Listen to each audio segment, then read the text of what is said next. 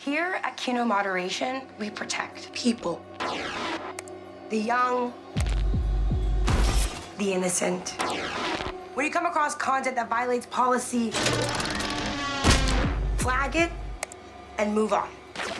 You may be tempted to look into it outside of work, but don't even think about it if you can help it. Faces of Death. I was pretty sold on this both conceptually and in direction, along with production, but I cannot buy the world, and the dialogue is pretty bad as well. The plot and vision are absolutely there, and the medium format lens does great to capture both intimate spaces and more grand environments. There's a cleverly edited one-shot sequence which goes through half of a building inside and outside, and other little visual cues that show that there's totally a vision here, and the idea of attention in a digital age being the new form of currency and cult of personality, that works. But getting to that idea is a bit half-baked because there are totally swings and good impressions within the quality of the filmmaking and technical departments themselves, but it's lost in a clunky script, unbelievable characters, and rather tame in what it shows, especially compared to the original. This is a damn shame because there are many good technical elements here, but the believability of the writing really weighs this movie down heavily. I don't believe a single one of these characters, aside maybe the film director, the obsessive and perfectionism qualities are spot on. All the performers are doing their best to bring alive pretty shallow characters. Let's get into spoilers really quick. I kind of have to. Margot's trauma and guilt situation and her doing content moderation to try to better herself is a wildly narcissistic drive, considering she can't confront her own viral moment and would rather scrub them away, which would otherwise be totally understandable. Relating to her motive, it just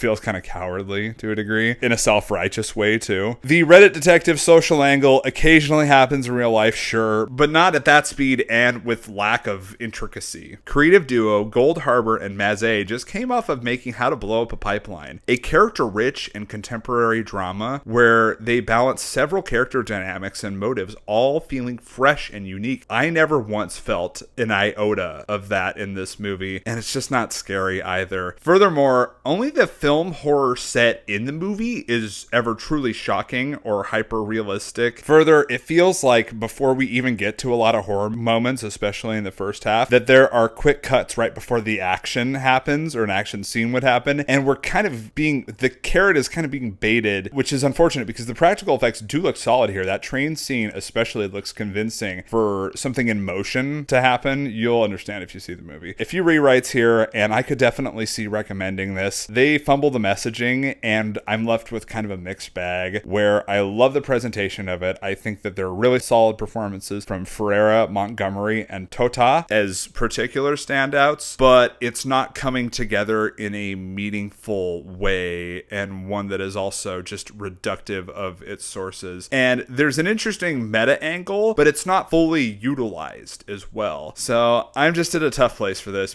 and it sucks because I really liked their last movie as well. I gave this a 5 out of 10.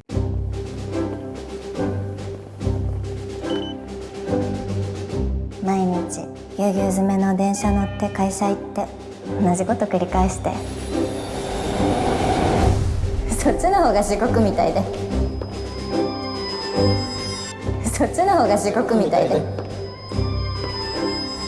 そっちの方が地獄みたいで Exit 8. Because I'm a symphony and band person, I quite love the Bolero. It's a brilliant theme song for this, especially because the drummer has to repeat a rhythm very carefully, keeping the same pace and rhythm while everything around the drum part changes within the song, and that is very apt for this movie. It is a time loop set within a subway. More so, it is a purgatory for those stuck within stagnancy in their lives. Some of this is a bit redundant, mostly in the first act and some of the second act, when characters restart a sequence, but I love the framing of this. It distinctly feels like a first and a third person video game with a few influences floating around, namely The Shining and Hideo Kojima's PT. Even The Walking Man has an uncanny valley look to him, especially with that smile. I really like the overarching coming of age message around fatherhood. The presentation and the ballin' on a budget here is fantastic. Great use of VFX and sound design. I interpret the ending a little bit more optimistically than it might be presented, talented, but this was a pretty solid film all around, with unique use of technical elements used as conventions within filmmaking. I generally really liked this, and maybe the premise is stretched out just a little bit longer than it should be, but it's packed full of charm, and this is a really good premise, use of budget, collaboration. I like all the creative parts here, and they come together well. I gave this a 7 out of 10.